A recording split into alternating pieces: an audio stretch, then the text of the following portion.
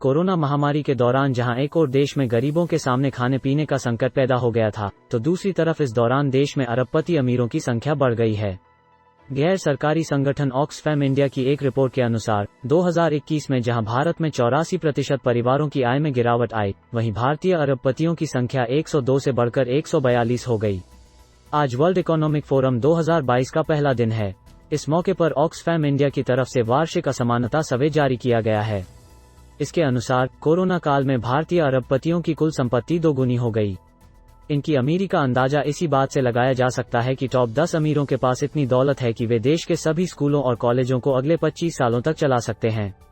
45% पैसा सिर्फ 10% लोगों के पास। कोरोना के कारण असमानता इतनी बढ़ गई है कि देश के सबसे अमीर 10% लोगों के पास देश की 45% दौलत है। वहीं देश की 50% गरीब आबादी के पास महज 6% दौलत है। 1% टैक्स से मिल जाएंगे 17.7 lakh extra oxygen cylinder. Report में कहा गया कि भारत के टॉप 10% अमीर लोगों पर अगर 1% एडिशनल टैक्स लगाया जाए तो उस पैसे से देश को 17.7 लाख एक्स्ट्रा ऑक्सीजन सिलेंडर मिल जाएंगे। वहीं देश के 98 अमीर परिवारों पर अगर 1% एक्स्ट्रा टैक्स लगाया जाए तो उस पैसे से आयुष्मान भारत प्रोग्राम को अगले 7 सालों तक चलाया जा सकता है।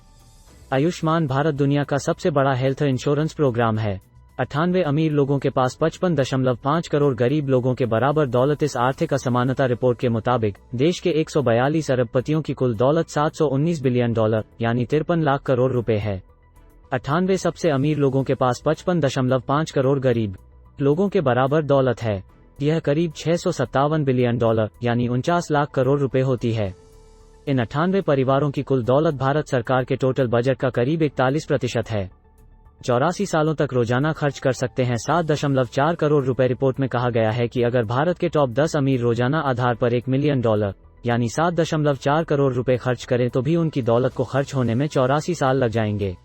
वहीं अगर देश के अमीरों पर वेल्थ टैक्स लगाया जाए तो 78.3 बिलियन यानी 5.8 लाख करोड़ रुपए कलेक्ट किए जा सकते हैं।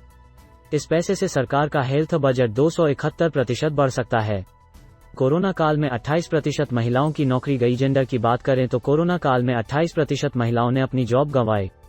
इससे उनकी कुल कमाई 2/3 घट गई। महिलाओं की स्थिति को लेकर कहा गया कि बजट 2021 में सरकार ने ministry of women and child development पर केवल उतना खर्च किया जितना भारत के बॉटम 10 करोड़पतियों की कुल संपत्ति का आधा भी नहीं है। शिक्षा के लिए बजट आवंटन घटा। ऑक्सफैम की रिपोर्ट में कहा गया है कि शिक्षा के लिए सरकार के बजट आवंटन में 6% की कटौती की गई, जबकि सामाजिक सुरक्षा योजनाओं के लिए बजटीय आवंटन कुल केंद्रीय बजट के 1.5% से घटकर 0.6% हो गया।